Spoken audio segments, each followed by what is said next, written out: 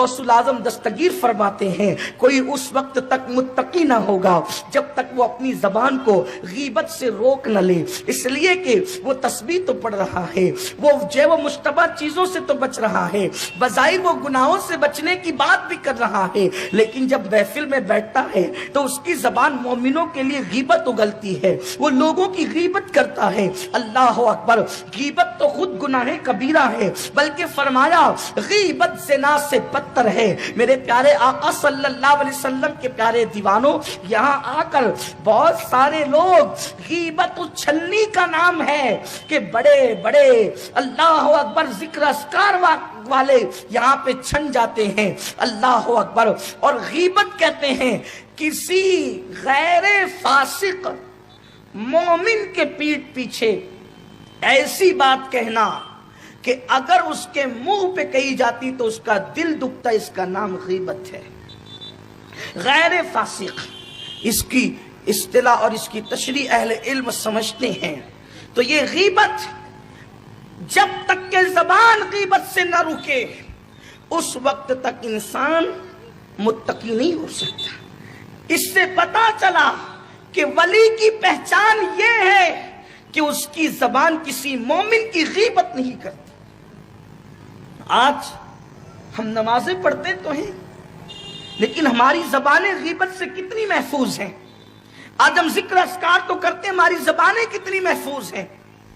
بلکہ فرمایا گیا کہ صرف زبان ہی غیبت نہیں کرتی بلکہ دل بھی غیبت کرتا ہے۔ دل غیبت کرنے کا مطلب کیا ہے؟ یعنی کسی مومن کے لیے آپ برا سوچتے ہیں، اس کے بارے میں یار یہ تو بے نمازی ہے، یار یہ تو زانی ہے، یار یہ تو حرام کھانے والا ہے۔ آپ کو کس نے اختیار دیا؟ اچھی طرح یاد رکھنا، جو اللہ کے ولی ہوتے ہیں، اللہ کے اولیاء اپنے دلوں میں کسی کے بارے میں کینہ نہیں رکھتے، ان کے دل سب کے لیے پاک و صاف ہوتے ہیں۔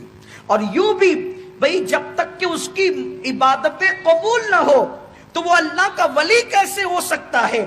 عبادت قبول ہونے کی بنیاد پر ہی وہ ولی ہو سکتا ہے۔ اور جن کے دلوں میں مومنوں کے لیے کینہ ہو اللہ تبارک و تعالیٰ ان کی عبادتوں کو قبول نہیں فرماتا۔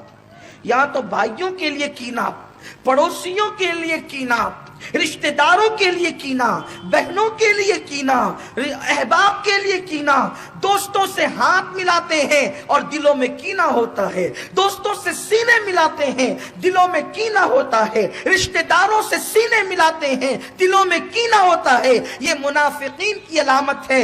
ارے دلوں میں کینہ رکھنے والا کامل مومن نہیں ہو سکتا، اللہ کا ولی کیسے ہو سکتا ہے؟ ہم نے سمجھا کہ صرف نماز اور تسبیح سے انسان اللہ کا ولی بنتا ہے، نہیں، بلکہ دل صاف ہوتے ہیں، اس لیے کہ ولی کا دل خدا کا عرش ہوتا ہے۔ جس دل کے اندر کینہ ہو وہ خدا کا عرش کیسے ہو سکتا ہے؟ وہ اللہ رب العزت کا عرش کیسے ہو سکتا ہے؟ میرے پیارے آقا علیہ السلام کے پیارے دیوانوں، آج لوگ کہتے ہیں مولانا ہماری دعائیں قبول کیوں نہیں ہوتی؟ دل میں کینوں کی وجہ سے دعائیں سر کے اوپر نہیں جاتی، دلوں میں کینوں کی وجہ سے جو ہے وہ دعا سجدے سر کے اوپر نہیں جاتے۔ میرے پیارے آقا علیہ السلام کے پیارے دیوانوں، تو زبان کو بھی غیبت سے بچاؤ اور دلوں کو بھی غیبت سے بچاؤ۔ کبھی کسی کے بارے میں برا مت سوچو، کبھی کسی کے بارے میں بدگمانی مت کرو، اس لیے کہ ہم یہاں پر کس کے بارے میں جو چاہے سوچیں۔ بھائی جس دنیا میں کہنے پہ پابندی نہیں ہے اس دنیا میں سوچنے پہ کیا پابندی ہوگی؟ لوگ جمہوری ملک میں رہتے ہیں، کہنے پہ جس کے بارے میں جو چاہو کہہ لو۔ ملک جمہوری ہو سکتا ہے کہ جو چاہو کہو، مذہب اس کی اجازت نہیں دیتا۔ مذہب کہتا ہے جو کچھ کہہ رہے ہو کسی کے بارے میں، بلکہ مذہب تو یہاں تک پابند کرتا ہے کہ اگر کوئی عیب کافر کے اندر نہ ہو تو اس کافر کے اندر کبھی وہ عیب زبردستی بیان مت کرو، ورنہ قیامت کے دن اس کے بارے میں بھی تم سے پوچھا جائے گا کہ بھئی اس میں وہ عیب تو تھا نہیں تو تم نے عیب لگایا کیوں؟ جتنا تھا اتنا ہی بیان کرتے، اس سے زیادہ کیوں بیان کرتے ہو؟